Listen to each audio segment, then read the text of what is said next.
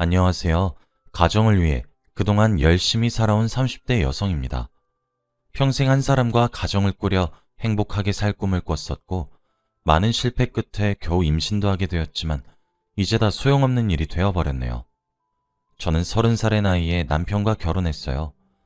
남편은 어려서부터 부모님이 안 계셨지만, 열심히 공부해서 번듯하게 사회에서 성공한 사람이에요. 한 중소기업을 운영하고 있죠. 그런 반면 저는 30이 되었어도 아직 철부지에 가까운 성격이었습니다.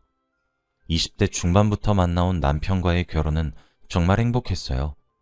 이런 말은 조심스럽지만 남편의 부모님이 안 계셔서 혹시라도 시댁에서 구박당할까 하는 걱정을 아내도 내서 좋았죠. 친구들도 다들 부러워했어요. 너는 시댁 없고 제사 지낼 필요 없어서 좋겠다면서요. 하지만 평생 문제없이 행복할 것만 같은 저희에게는 다른 문제가 있었습니다. 바로 아이가 생기질 않는다는 거였어요. 저도 어렸을 적부터 늘 하나이의 엄마가 되어 열심히 키워내고픈 소망을 가지고 있었고, 남편도 부모님이 안 계셔서 그동안 외로웠던 건지 복작복작한 집안 분위기를 원해왔기 때문에 저희는 결혼한 이후로 쭉 임신을 준비했었습니다. 그런데 아이가 안 생기더라고요. 몸에 무슨 문제가 있나 잠깐 걱정했지만 저나 남편은 둘 다 건강 체질이에요. 감기에도 잘 안 걸리고 튼튼하거든요. 비타민이나 그런 것도 잘 챙겨 먹고 운동도 꾸준히 합니다. 남편은 원래 담배는 일절 안 피고 술도 그렇게 좋아하지 않아요. 그래서 너무 조바심 내는 거겠지. 아직 신혼초니까 그냥 좀 더 신혼생활을 즐긴다 생각하고 좋게 좋게 생각하자며 계속 노력했었습니다. 그렇게 결혼한 지 1년이 지났는데도 아이가 안 생기더라고요.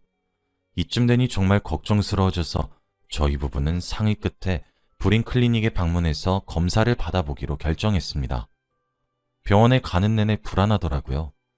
진심으로 아이를 원하는 저희 둘인데 혹시라도 둘 중 한 명이 정말 불임이라 아이를 가질 수 없는 몸이면 어떻게 해야 하나? 혹시라도 입양을 알아봐야 하나? 인공수정으로는 어떻게 안 되려나? 온갖 걱정을 다 했던 것 같습니다. 병원에 도착해서 검사를 받고 결과를 기다렸어요. 결과는 둘 다 임신이 힘든 몸이란 거예요. 100% 불가능한 건 아니었지만 자연적으로 임신이 되긴 힘들 거라고 의사 선생님께서 그렇게 말씀하시더라고요. 그러면서 시험관 시술도 있다면서 너무 실망하지 말라고 저희 부부를 위로하셨지만 저는 이미 절망감에 빠져 있었어요. 우선은 집으로 돌아가서 마음을 추스르기로 했죠. 남편도 병원에 다녀온 이후로 눈에 띄게 말수가 적어지더라고요. 본인도 임신이 어려운 몸이라 충격받은 건지 그래도 그 후에 먼저 기운을 차려서 그때까지도 우울해 있던 저를 북돋아 주려고 노력하더라고요. 일을 그렇게 열심히 하던 사람이 칼같이 퇴근해서는 저녁을 꼭 같이 먹으려고 하고 저녁밥 차리는 것도 일이라며 밖에 근사한 레스토랑에 데리고 나가서 저 맛있는 거 먹이려 하고 그랬습니다. 저도 처음엔 아이를 가지기 힘들다는 슬픔이 너무 커서 저를 위해주는 남편에게 도리어 화를 내기도 하고 가만히 냅두라고 짜증냈었지만 결국 남편 지극정성에 기운을 차릴 수 있었어요. 저녁만 되면 맛있는 거 먹고 산책하거나 영화 보러 나가거나 해서 마치 연애하던 때로 돌아간 것 같았습니다. 하루는 공원에서 산책하다가 제가 아이의 두 손을 각자 꼭 붙잡고 걸어가는 부부에게서 눈을 떼지 못하고 있었어요. 저희도 문제없이 아이만 가질 수 있었다면 저런 행복한 모습이 아니었을까 잠시 상상하고 있었죠. 그런데 제가 그 가족을 뚫어져라 쳐다보며 부러워하는 걸 눈치챘는지 남편이 말하더라고요. 여보, 난 아이 없이도 지금 충분히 행복한 것 같아. 그러니까 혹시라도 죄책감 같은 건 가질 필요 없어. 남편은 혹시라도 제가 죄책감에 휩싸여 있을까봐 걱정하고 있었나 봐요. 하기야 남편에게 미안한 마음도 조금 갖고 있었습니다. 남편도 가족 없이 외롭게 자라온 만큼 아이를 간절히 원했다는 걸 알고 있었으니까요. 요즘은 결혼했다고 꼭 아이가 있어야 하는 것도 아니래. 아이 키우는데 돈도 많이 들고 꼭 우리 원하는 대로만 자란다는 보장도 없는데 어쩌면 이대로 둘이서만 행복하게 사는 것도 꽤 괜찮은 것 같아. 둘이서 젊게 살면서 오랫동안 행복하자. 이렇게 자주 데이트하면서 말이야. 남편의 다정한 말에 결국 그 자리에서 울음을 터뜨리고 말았습니다. 그날 이후로 저는 완전히 기력을 되찾았고 남편과 둘이서 함께하는 삶에 만족했어요. 여전히 아이를 생각하면 마음 어딘가 쿡쿡 찌르는 듯 했지만 금세 까먹고 현실에 충실하면서 살 수 있을 만큼 나아졌습니다. 기왕 아이 없이 각자의 삶에 집중하며 살 거라면 저도 잃어버린 취미를 다시 찾고 싶다 생각해서 남편에게 이야기하고 이리저리 새로운 걸 많이 배우러 다녔습니다. 그 중에서 평소에 패션에 관심이 많았던 저는 재봉 기술이 가장 적성에 맞는 것 같았어요. 안 입는 옷을 꺼내서 이리저리 리폼하거나 아니면 바느질을 새로 해서 아예 새로운 물건으로 만드는 거에 한참 재미가 들렸었죠. 오랜만에 이런 삶에 대한 충만감을 느껴본 것 같아서 남편 말대로 아이가 없어 오히려 좋은 점도 있구나 생각했습니다. 그렇게 시간이 흘렀어요. 남편도 다시 일에 열심히 집중해서 회사를 성장시키는데 열심이더라고요. 원래는 어떻게든 혼자 알아서 다 처리하는 성격이었는데 이제는 역부족이라 어쩔 수 없이 비서라도 한 명 뽑아야겠다고 하고 저녁 먹을 때 말하더라고요. 저야 뭐 회사 일이야 전적으로 남편이 알아서 하는 거고 여태까지 그래왔으니까 그러려니 대충 고개를 끄덕였죠. 그러던 어느 날 취미로 하는 재봉 수업을 듣고 집에 가려던 참에 마침 남편 회사도 가까이라 오랜만에 맛있는 거나 먹으러 가자고 말하려고 사무실 근처에 차를 대고 있었습니다. 남편이 갓 대학 졸업한 듯한 20 중반 여자랑 같이 나오는 거예요. 당황해서 차에서 내려서 남편을 불렀죠. 그랬더니 남편이 웃으면서 여긴 어쩐 일이냐고 묻는 거예요. 그래서 근처 나온 김에 당신 일 끝나면 맛있는 거나 같이 먹자 하려고 사무실 다 와서 전화 걸려고 했는데 마침 당신이 나왔다고 상황 설명을 했죠. 제 얘기를 다 들은 남편이 아 맞다 까먹을 뻔했네 하면서 자기 옆에 여자한테 저를 소개했습니다. 그래. 이 사람 얘기 들어서 대충 눈치챘겠지만 내 집사람이야. 당신도 인사 나눠. 전에 새로 뽑는다고 했던 비서야. 알고 보니 남편이 전에 저녁 먹을 때 지나가듯 새로 뽑겠다고 말했던 그 비서였습니다. 반갑다고 짧게 인사를 나누고는 남편과 저는 원래 목적대로 그냥 저녁을 먹으러 갔죠. 제 친한 친구한테 오늘 이런 일이 있었다 대충 얘기하니 비서가 젊은 여자라 신경 쓰일 수도 있겠다 말하는 겁니다.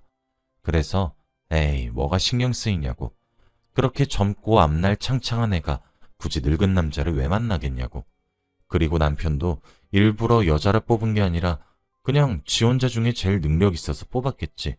내 남편 그럴 사람 아니다. 그런 것도 못 믿으면 결혼 생활 어떻게 하겠냐 하고 말았어요. 친구도 제 얘기를 듣고는 하긴 그런 걸로 뭐라 하는 건 너무 의부증 같다. 그렇지? 하며 깔깔 웃더라고요. 그리고 전화를 끊기 전에 장난 섞인 말투로 그래도 바람이 나 바람 핍니다 얼굴에 써놓고 피는 거겠어? 안 그럴 것 같은 사람들이 피는 거니까 더 무섭지 하더라고요. 얘가 끝까지 너무 무례하게 구는 것 같아서 좀 화났었는데 황급히 전화를 끊어 다시 전화 걸어서 뭐라 하기도 애매해서 그날 일은 그렇게 넘어갔습니다. 지금 생각하면 친구 말이 틀린 거 하나 없네요. 어느 하루는 아침에 일어나서부터 몸 상태가 너무 안 좋은 거예요. 입맛도 없고 머리가 지끈거리는 게 이마를 만져보니 미열도 좀 있고 해서 몸살이 오려나 생각했습니다. 그동안 감기 한 번 안 걸리고 튼튼했는데 갑자기 웬 몸살인지 의아해하며 병원에 갔어요. 의사를 만나 증상에 대해 설명하니 의사가 하는 말이 가끔 임신 초기 증상이랑 이런 가벼운 감기 증상이랑 혼동되기 쉬운데 혹시 짐작 가는 게 있냐 하더라고요. 그래서 제가 저 불임이라 그럴 가능성은 낮은 것 같다 했죠. 그런데도 그 의사분은 혹시 모르니 산부인과 한번 들러보래서 결국 산부인과에 갔습니다. 그때까지만 해도 괜히 시간 낭비하는 거 아닌가 생각했어요. 이미 아이에 대한 미련은 접은 상태였고 결혼 생활 6년 동안 생기지 않던 아이인데 이제 와서 갑자기 생겼을 리도 없을 것 같았거든요. 그런데 산부인과에서 저보고 임신이란 겁니다. 저는 믿기 힘들었지만 모든 검사 결과가 그렇게 말하고 있었어요. 의사분도 축하한다고 말해주셨죠. 어안이 벙벙한 와중에도 이 기쁜 소식을 남편에게 알려야겠다 싶어서 남편에게 전화를 걸었습니다. 수학이 넘어 남편의 목소리도 정말 기뻐하는 것 같았습니다.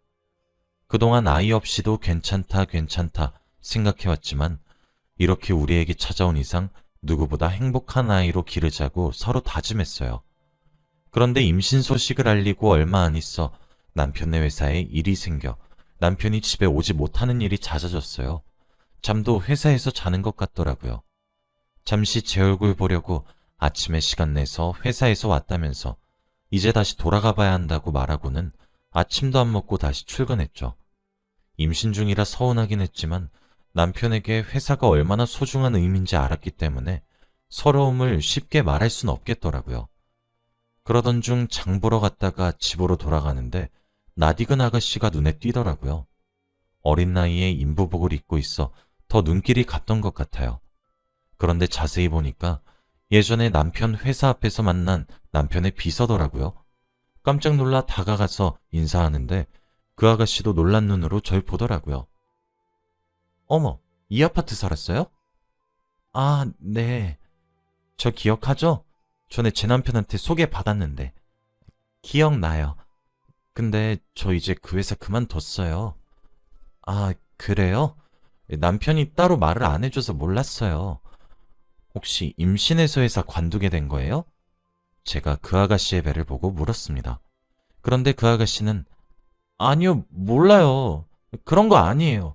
하고 신경질 섞인 목소리로 대꾸하더라고요. 너무 개인적인 부분을 제가 건드려 화가 났나 싶어서 사과했습니다. 아, 미안해요. 저도 지금 임신 중이라 반가운 마음에 죽책맞게 그만. 이라고 말하는데 그 아가씨가 또 당황해서 묻는 겁니다. 임신하셨어요? 네. 초기라 티는 잘 안 나죠?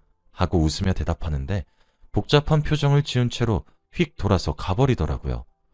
어쩌다가 어린 나이에 임신했나 싶기도 하고 마지막에 그 아가씨가 보여준 이상한 태도 때문에 남편이 집에 왔을 때 말해줬어요. 나 전에 당신이 소개시켜준 그 비서 오늘 우리 아파트에서 만났다? 알고 보니 같은 아파트 살더라고.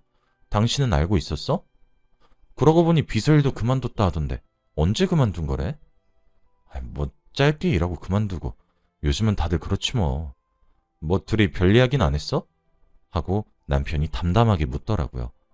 원래 남일에 크게 신경 쓰는 사람이 아닌데 굳이 저런 걸 묻나 싶어 의아했지만 그냥 넘어갔어요. 별 얘긴 무슨, 원래 아는 사이도 아닌데 뭐. 그리고 며칠 후 제 폰으로 전화가 걸려왔어요. 저장된 번호가 아니라 누군가 했죠. 전화를 받았는데 젊은 여자 목소리가 들리는 겁니다. 안녕하세요. 저 며칠 전에 만났던 사장님 전 비서예요. 그 아가씨가 나한테 웬 연락인가 싶어 당황했네요. 그런데 아가씨가 충격적인 말을 하는 겁니다. 제 뱃속에 있는 아이 아빠가 사모님 남편이에요. 사장님이요. 할 얘기가 많은데 혹시 만날 수 있을까요? 이게 무슨 청천벽력인가 싶어 집 근처 카페에 가서 그 아가씨를 만났습니다. 그 아가씨가 망설이다 입을 열더라고요. 저랑 사장님 처음부터 불륜관계였어요. 그러다가 몇 달 전에 아이가 생겼고 이 사실을 사장님한테 말하니까 사장님께서 저한테 아파트한테 해줄 테니 입 다물고 회사에서 나가라는 거예요. 전 진심이었기 때문에 너무 상처받았는데 그땐 제가 생활이 어려워서 알겠다고 했어요. 사장님이 그렇게 하기 싫으면 꽃뱀으로 몰아서 퇴사시킬 거니까 아파트 받고 조용히 사라지는 게 나을 거라고 했거든요. 그런데 며칠 전에 사모님 임신하신 거 알고 이건 아니다 싶어서 연락드린 거예요. 그동안 연락 주고받은 거 사진이나 그런 거 제 핸드폰 뒤져보면 다 나올 거예요. 정말 죄송해요. 사모님 죽을 죄 지었어요. 그렇게 다 털어놓고는 카페 테이블에 엎드려 엉엉 우는데 하늘이 무너지는 기분이었어요. 제 남편이 뒤로는 다른 여자랑 불륜관계였다니 믿기 힘들었죠. 하지만 그 후에 보여준 문자 내용이나 사진은 제게 잔인할 정도로 이게 사실이란 걸 확신시켜 주더라고요. 사모님이 원하신다면 이 자료들 전부 보내드릴게요. 사죄하는 뜻에서요. 저는 알겠다고 하고 그 증거들을 제 핸드폰으로 옮겼어요. 그리고 임신도 했는데 이제 어쩌면 좋나 한참을 머리 싸매고 고민했습니다.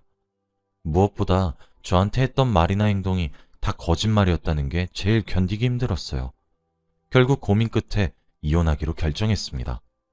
뱃속의 아이에겐 미안한 일이지만 이대로 덮어두고 모른 척 살기에는 제가 그럴 수 없을 것 같았어요. 그날 남편이 집으로 돌아오자마자 제가 말했어요. 당신 그동안 나 속이면서 잘도 바람피고 다녔더라? 의사도 틀릴 때가 있나 봐. 당신도 분명 임신이 힘든 몸이라고 했는데 나도 그렇고 그 비서까지 2명이나. 나 참 진짜 어이가 없어서. 제 말을 들은 남편은 무슨 소리냐며 생사람 잡지 말라고 끝까지 시치미를 떼더라고요. 그래서 제가 증거 다 있으니까 허튼 짓 하지 말라고 했더니 그제서야 보통 일이 아니다 싶었는지 저한테 빌더라고요. 여보, 정말 딱 한 번 실수야. 딱 한 번. 누구나 살면서 실수 한 번 하잖아. 한 번만 용서해줘. 우리 이제 아이도 생겼고 나도 다신 그런 짓 안 해. 내가 정말 사랑하는 건 당신이야. 하면서 싹싹 비는데 그 사이에 이미 정이 떠난 건지 그 모습이 너무 가증스러워 보이더라고요. 저는 남편에게 됐으니 그냥 이혼할 거고 친정가 있을 거니까 찾지 말라고 하고 뒤돌아가려는데 남편이 최후의 발악으로 못 가게 제 다리를 붙잡았어요. 저는 갑자기 다리가 무거워져 균형을 못 잡고 앞으로 넘어졌어요. 그 후로는 기억이 선명하질 않아요. 넘어진 직후에 갑자기 배가 너무 아파서 배를 부여잡았던 거랑 구급차 소리만 어렴풋이 기억나요. 정신을 차렸을 땐 병원이었습니다. 의사가 와서 말해주더라고요. 안타깝지만 유산됐다고요. 병실에 누워 하염없이 눈물만 흘렸던 것 같아요. 소식을 듣고 병원에 온 엄마도 저를 안으며 같이 울어주셨어요. 남편은 끝까지 코빼기도 안 비치더라고요.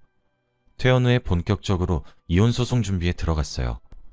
친구의 소개로 이쪽 분야를 잘하는 변호사에게 남편의 비서로부터 받은 증거를 보여주니 이만하면 유책 배우자로 법원에서 인정하기에 충분하다고 말해주더군요. 이혼소장을 보내고 나니 남편에게 연락이 왔습니다. 물론 저는 그냥 다 무시했어요. 어떤 변명도 듣고 싶지 않았거든요. 재판 결과는 당연히 저희 승소였어요.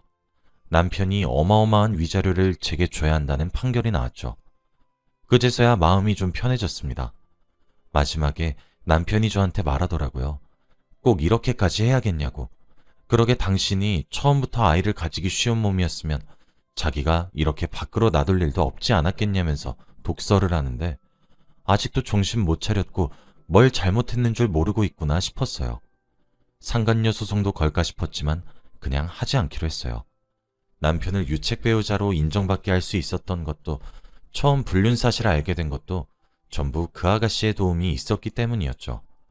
그리고 전에 만났을 때 정말 사랑하던 사람한테 배신당해서 울던 그 아가씨의 표정을 보니 제가 다 안쓰럽더라고요. 이미 제게 사과도 해서 그냥 넘어가려 합니다. 어떻게 보면 제가 너무 미련한 건가요? 그래도 더 이상 소송으로 머리 복잡한 건 싫어요. 얘기를 들어보니 그 이후로 남편네 회사는 남편의 불륜 사실이 알려지고 이미지 실추로 인해 매출이 점점 줄어들다 결국 파산했다고 하더라고요. 그 비서 아가씨는 결국 아이를 낳고 미혼모로 열심히 살고 있는 것 같고요. 종종 저한테 장문의 문자랑 선물 같은 걸 보내와요. 자기가 잘못한 거 평생 사죄하겠다는 마음이니 받아달라고 해서 그냥 딱 그 정도의 교류만 하고 있어요. 저는 전에 재봉 기술 갈고 닦은 걸 토대로 프리랜서로 일하고 있어요. 개인이 원하는 옷을 의뢰하면 세상에서 하나뿐인 맞춤 옷을 만들어주는 일이죠. 보람도 있고 수요도 있다 보니 생각보다 벌이가 짭짤합니다. 늘 행복할 것 같던 인생에도 비극은 생기고 비극이 생기더라도 다시 열심히 살다 보면 행복해지는 게 우리 인생인가 봐요. 여러분도 늘 행복하시기만을 기원하며 글 마치겠습니다. 읽어주셔서 감사합니다.